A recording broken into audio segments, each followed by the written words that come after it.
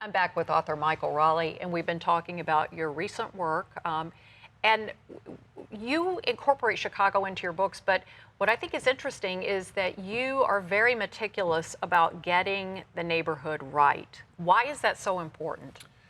Well, part of it is just that it's important for me to have these neighborhoods realistically depicted Literal in my books. verite, Yes, as opposed to cinema absolutely. verite. Yeah, and it irritates me if I'm reading a book set in Chicago and I find out that the author doesn't know about Chicago. I know at least one author who writes a series set in Chicago who doesn't live here, and you can tell Shall that person go nameless? Yes. Yeah. I don't want to throw any other writers under the bus.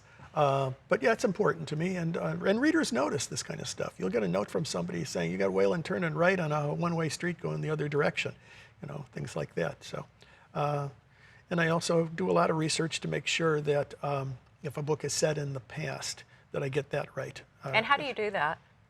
I spend a lot of time reading old newspapers and looking at old photographs. The Chicago Historical Society, or what's now called the History Museum, has an archive of old photos of different streets and areas in Chicago. So do they say, oh, there's that writer again, that writer fella coming in to do some research? I think they're used to it. I'm not the only one, But I've used old newspapers, old neighborhood newspapers, community papers, old phone books, stuff like that.